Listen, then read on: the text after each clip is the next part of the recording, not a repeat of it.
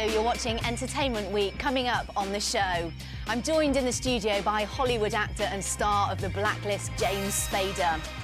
Former wild child Marianne Faithful gives us her verdict on the current crop of pop rebels.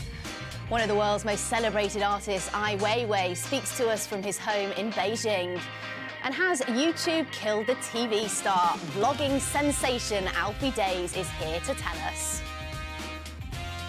First, the UN headquarters in New York normally hosts world leaders debating international affairs. But this week, some rather glamorous guests stepped up to the podium.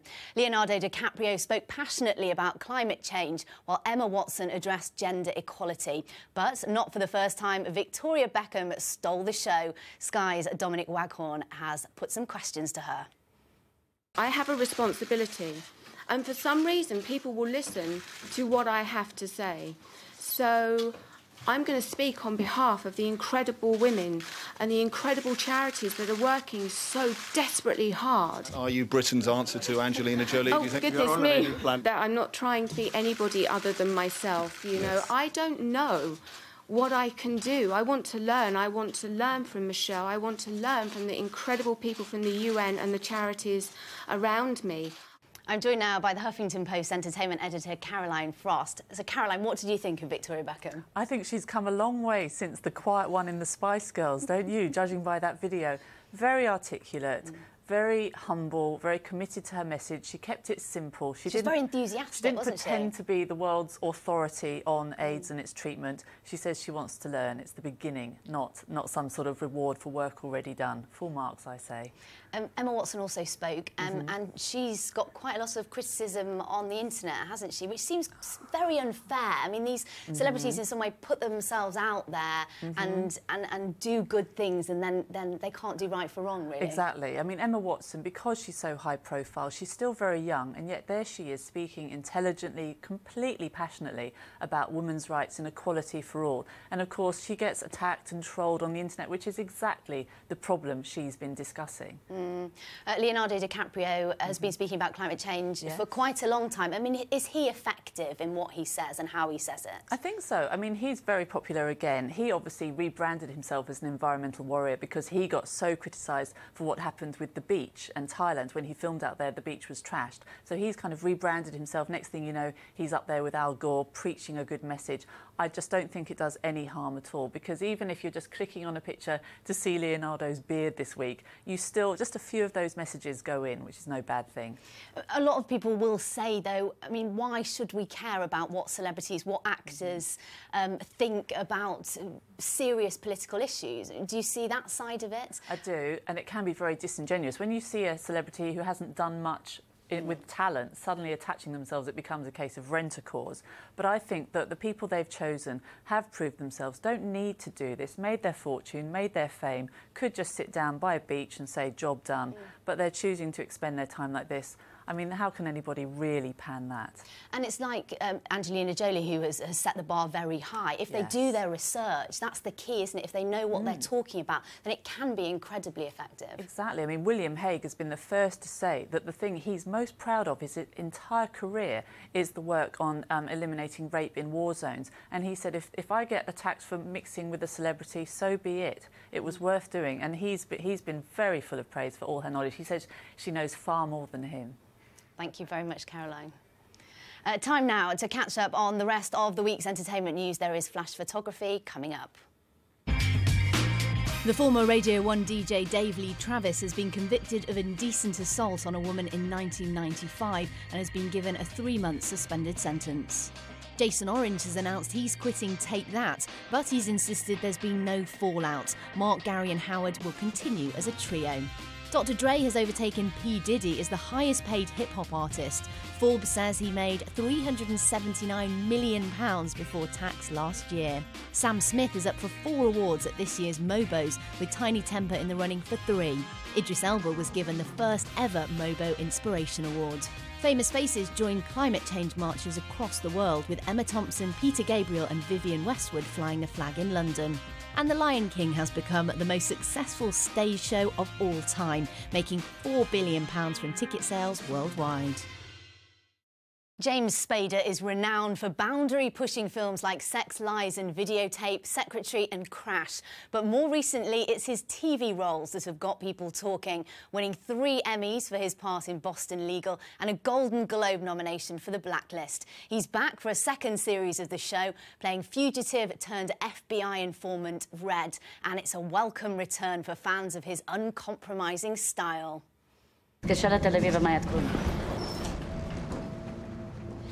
Unbelievable. I'm sorry, who is it exactly that you think I am? You're Mossad.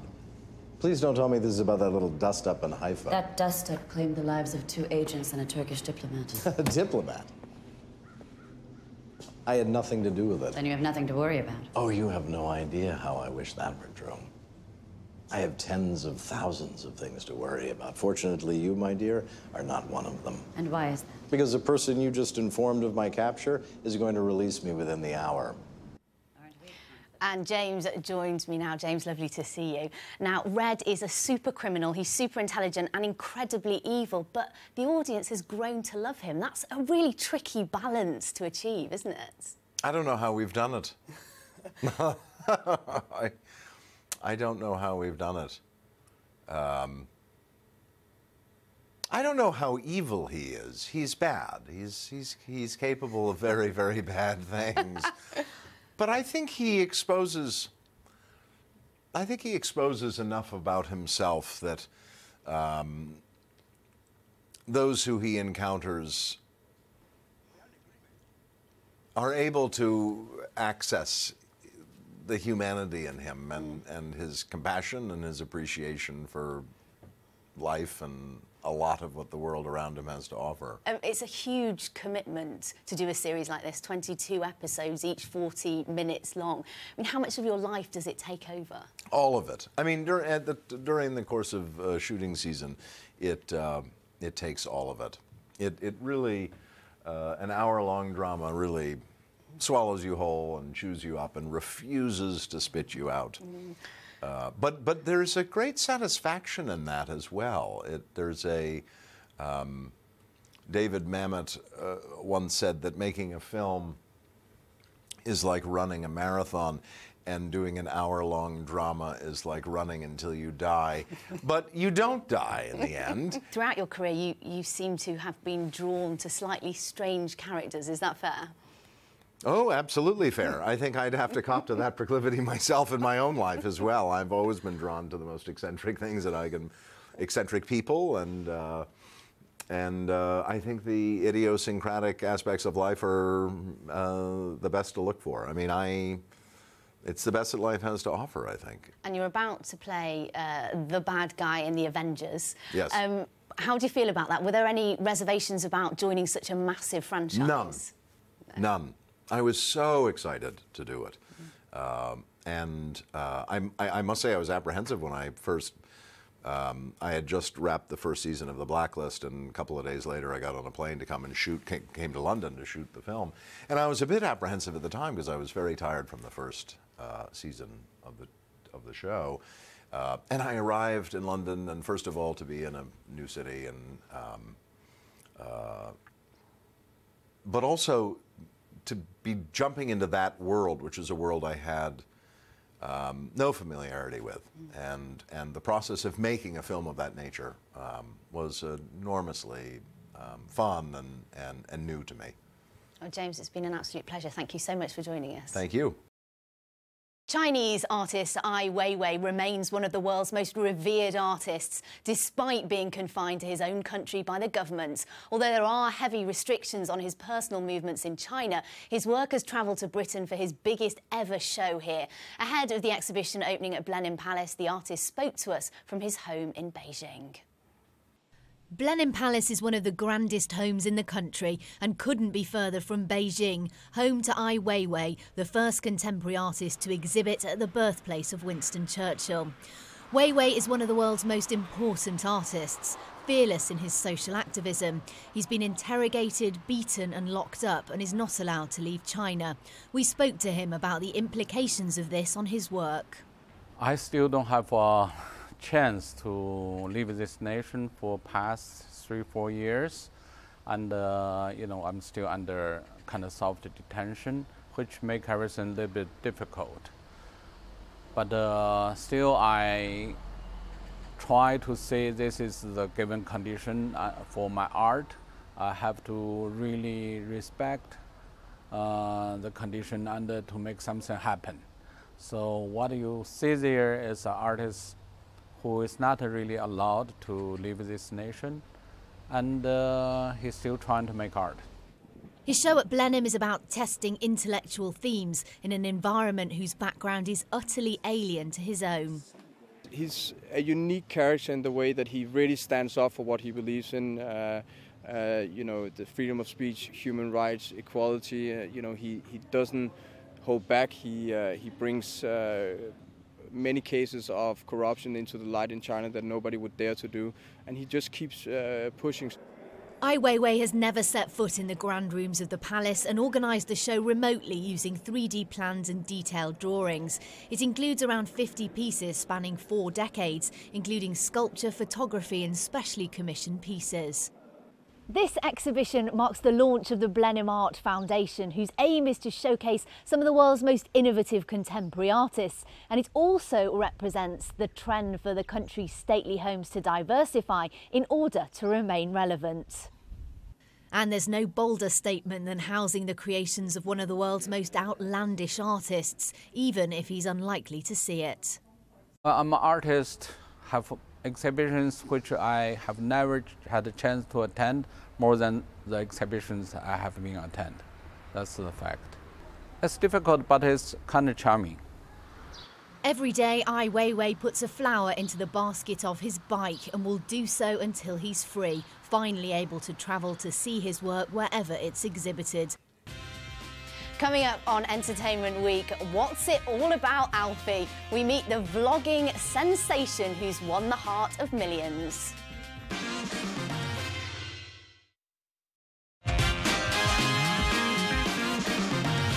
With more than 5 million YouTube subscribers, a best-selling book and signing events that attract thousands of hysterical fans, you should have heard of our next guest. But this isn't a member of One Direction, but internet vlogger Alfie Deyes. He's become one of the biggest stars of the online generation with his self-proclaimed pointless blog, and it's entries like these that have won him an army of fans.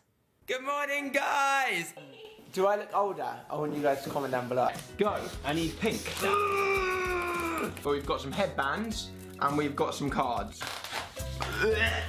I'm not doing that, man. I'm really not. I'll be in your hair for ages. Go. No! There are a very, very few amount of comments that say in my videos, oh, Alfie's lisp is so cute, I love it. And I'm like, hold up. I swear I don't even have a lisp. YouTube's cool, isn't it? And Alfie is here. Alfie, lovely to see you. And you. So you've got around 5 million followers on YouTube. Billions of people watch your posts. For people who haven't heard of you, if there are any of them, what exactly do you do? It's hard to explain. I make just like entertainment videos on YouTube as a platform to like grow an audience for people to watch them. And whether that's like me cracking an egg on my head for like a forfeit of a challenge video or talking about something that I believe and I want people to know and hear about, then just anything, yeah. So around 8,000 people came to your book signing. Yeah. Why do they love you so much? What's the feedback? I don't know. I think what people love about vlogging is because we're not celebrities, we're just normal people, and I film these videos like in my bedroom and I'm just like the people watching, but it just happens that I'm on the other side of the screen. And I think it's the normality that people love. And you've got this book out. It's been the top of the bestseller list. It's called Pointless. Yeah. Isn't it a bit old-fashioned to release a book?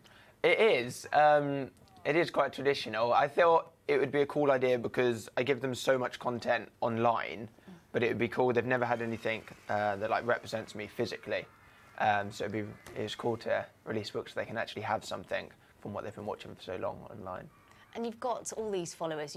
Your fans are so loyal by the sounds of it. They go out, they come and see you, they buy your book. Do you feel a responsibility about what you talk about, what maybe you promote? I don't so much feel a responsibility. I feel that if I can like portray a positive message, then obviously that's going to benefit a lot of people if they're watching, and I can help some people out going through a hard time, or take somebody away from like 5 minutes if they're having like a bad time at the moment or family issues or something like that, then they can have like 5 minutes and enjoy my video. That's the aim. And if they can do that, then yeah, that's really, really cool. Because I suppose the more successful you get, the more you have to think about these things. When you first started in your bedroom, you know, to a few fans, you can say whatever you want. Or to my mum in my bedroom. I'm like, get 10 views. Oh wait, that's just me and my mum. But yeah, no, I don't. It's not so much responsibility. I'll still make the exact same videos as when I started, but it just more people watch now, which is cool. And I think what a lot of people will want to know, given how many followers you've got, this best-selling book, are you able to retire yet? Have you made an absolute killing? No way, no. I'm lucky enough that it is a full-time job, which is absolutely amazing to be able to say. Like, it's crazy. When I started making videos, I didn't even know I didn't know if it was possible to earn. Like, that's never been like a part of it. It's always just been for a passion, and it still is. Because you get revenue from YouTube when people watch through advertising. Yeah, there's like a little advert that pops up, and YouTube takes some of it, and they give you a little bit as well. And it's basically exactly the same as if I did have a full-time job, but I'm just lucky enough to get all the amount of hours to be able to make more videos. Like, I can just do more of what I love, which is amazing. Oh, well, thank you so much. It's been great to meet you, and we look forward to watching your vlog very soon. Thank you so much, Alfie. Now, she was the original tearaway of pop, making headlines for her rock and roll lifestyle and dating Mick Jagger. Now, 50 years after her first hit single, Marianne Faithful is still going strong with a new album, Give My Love to London, out next week. Sky's Hannah Stott went to meet her. A child breaks the ice and peers into the hidden depths. You've been in this business for 50 years. Yeah, I'm proud of that. Yet you're still producing albums that people want to hear. That is very rare. I know that. You know, that after all that time, you can still be creative. But there are people like that. You know, Leonard Cohen is like that. Roger Waters is like that. I think Nick Cave will be the same. And Damon Albarn will be the same. And Jarvis will be the same, I think. A few years ago, you were given an Icon of the Year awards for Q Awards, I think it was. Do you think that was to do with your longevity and also the battles you've overcome in your life? I thought that rather an insult, actually. Did you? Why? Because I think an icon is meaningless. I'm a working artist. To call someone Icon of the Year is ridiculous. So I'm not grateful, no. I think people see you as somebody who's overcome some incredible battles in your life. Yeah, but it's taken a long time. But are you pleased that you're seen that way now? And you know, it's too late for me to care how I'm seen. It's too late. I used to care, but I don't know. The river's running bloody, the tower's tumbling down. I'm singing Pirate Jenny while the black ship's bearing. In the 60s, you were a real trailblazer. Was I? I think you were, yeah. Oh, all right. What do you think of the modern-day pop star, Miley Cyrus or someone like that? What do you think of the modern-day... trailblazer? Poor little thing. There's nowhere to go, you know, just take more clothes off. What advice would you give somebody that was starting out now? I don't give advice. Ever. First of all, nobody ever wants it or listens to it. And I just don't give advice. It's not my thing at all. When you look back at dating Mick Jagger and in the news, did you find the pressure too much? I didn't like being famous for that, no. I mean, the pressure's still very bad, but I'm well known for being me now, not for anybody I go out with. I didn't like being part of an entourage or a couple or any of that. I hated that. And did you learn from that and decide that, make a conscious decision that you wanted to move away? Never again, yes. Do you see yourself carrying on making albums as long as people want to hear them and buy them, or do you think perhaps you might like to retire one day? I don't think about whether people want them or not. I just do what I've got to do, you know, and hope they will. Now, our next guest is an up-and-coming British actor making a name for himself on the dark side of TV and film. Harry Treadaway recently played Dr. Frankenstein in Sky Atlantic's Penny Dreadful, and his latest role is just as unnerving. When his character marries the woman of his dreams, the honeymoon soon turns to horror. Went outside. You can't do that. We're in the middle of nowhere. You don't know what's out there. Someone was out there. What are you talking about? Looking in our windows, playing some little game, shining some high-beam flashlight on your face while you sleep. Yes. And Harry is here. Great to see you. Thank you. Honeymoon, the new film, it looks pretty terrifying. It's a bit of a nightmare, to be honest. It's not what you want from your honeymoon.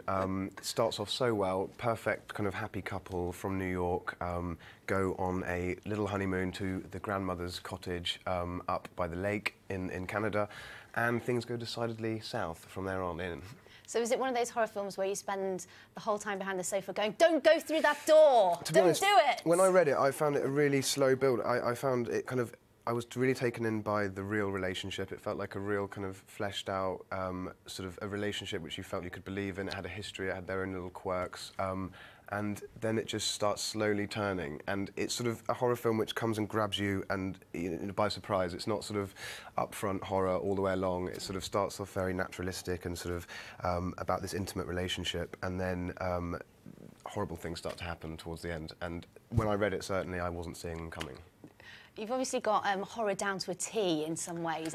You've done Penny Dreadful, Cockneys versus Zombies. Is it a genre that you enjoy? I like working with good people, with good directors, with good script, and with interesting stories. So it's not really for me to judge when I go into a genre. It's not really my call. It's just, you know, I like working with good people, and it's just so happened that recently there's been a few sort of horror-based things that have come along. But it's been fun, yeah. And we must tell people that you've got a twin brother who is also an actor, Luke. Yep. Is there much competition between you? Used to be, I think. I mean, when we were starting out, it was more kind of both going up for the same jobs, and you know, you'd see the same script lying around on the kitchen table and think, well, I'm going up for that in 4 hours and you're doing it in 2. But really, nowadays, we're both sort of, touch wood, both busy and doing different things, so we sort of, yeah, don't seem to be too much competition, just support.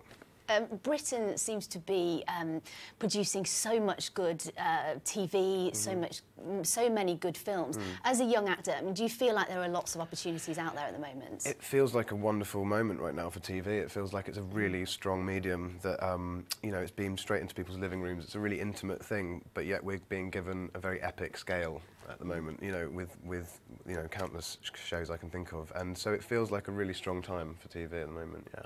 And I have to tell you, you might not know this, but I was supposed to be one of your co-stars on Cockney versus Zombies, but I was cut! No! I can't believe it! I'm on the cutting room floor! It's a tough world, isn't it? Apart from that, it was a fantastic film. Cool. I'm glad you enjoyed it. It was, yeah, that was fun. We were running around the Isle of Dogs for a few weeks. Yeah, a surreal one, to say the least. Yeah, it was very strange. Harry, great to see you. Thank you so much. Lovely to see you. Take care. Thank you.